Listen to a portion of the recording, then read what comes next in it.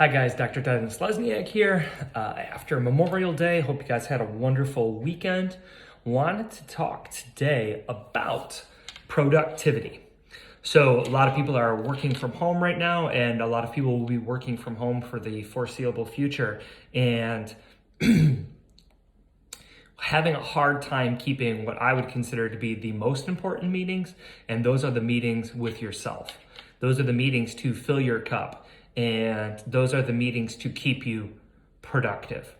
And those meetings that we're talking about are making the time to exercise, to spend time with your family, right? We've found and seen this work-life balance ratio become skewed even further towards work with people being at home, because some people, boundaries are not being maintained, and work can get done whenever because everyone knows where someone is. They're at home. So a couple of things that I'd like to bring up regarding that. One is, do you know how long in a day a person can be productive for, or they are productive for, out of an 8-hour workday? And the answer is about 2 hours and 53 minutes. So that means that in a given workday, an 8-hour day, there is approximately 2 hours and 53 minutes of actual work getting done. Obviously, this is different if you are in meetings all day, or you're at a job site, or things like that. We're talking about a traditional office worker working in the office, or now working from home. And so, you make a plan in your head that today I'm gonna go for a walk at lunch, or I am gonna, work out at the end of the day, or something along those lines.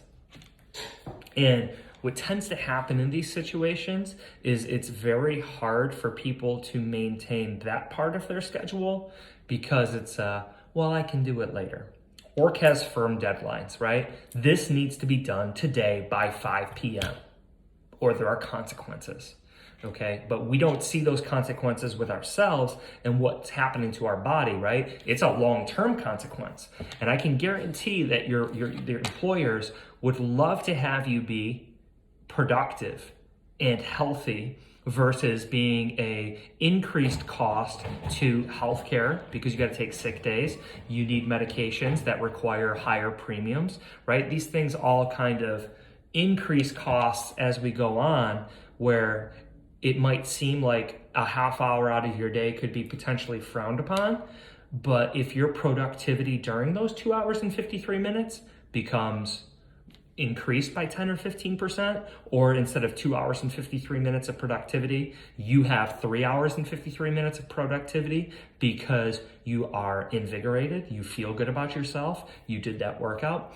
These are the things that are going to continue to benefit the employers. And we see this happening with a lot of different businesses, where they are paying more attention to this. This is why they start having health and fitness centers at their facilities, which unfortunately now they can't be used. And so this is still going to be happening now. And a lot of employers are really trying to make sure people don't burn out while at home. You need to take advantage of that, and you need to be smart about that, okay? Are you the type of person who would be better off working out in the morning? Do you need that lunch? Do you need it at the end of the day? You need to make those hard deadlines for yourself. Okay, you're making deposits into your health bank account. Okay, and every day you do those good things, we make a deposit. On those days where we don't do good things, or we eat crappy, or we don't get enough sleep, we're making big withdrawals. Okay, I like to liken it like this: that we're spending time saving $1 million, and every day that you do a good job of eating, sleeping, and exercising, it's $1,000 deposit. Okay, every day you do that, $1,000, $1,000, $1,000. When you have a bad day or a rough day, it's a $10,000 withdrawal, right? Maybe you only got 3 hours of sleep. Okay, you didn't work out, you ate like crap all day, $10,000 withdrawal. Now, say you're really close to that $1 million, you got $987,000 in there. Take $10,000 out, you're at $976,000. It's not a big difference. But say you're a lot earlier in your journey, right? Maybe during this time you've decided this is when I want to get healthy, and you did great for 30 days straight. You got 30K in the bank. It's not bad. It's good money. But you have that one really bad day, it's going to set you back a 30-year progress, okay?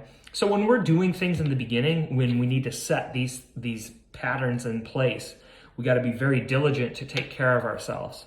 So what am I suggesting? I'm suggesting that you treat your body and yourself just like one of these hard work deadlines, and you got to make those meetings. And if you don't make those meetings, there's consequences, okay? And those consequences are a little further off. It's long-term health.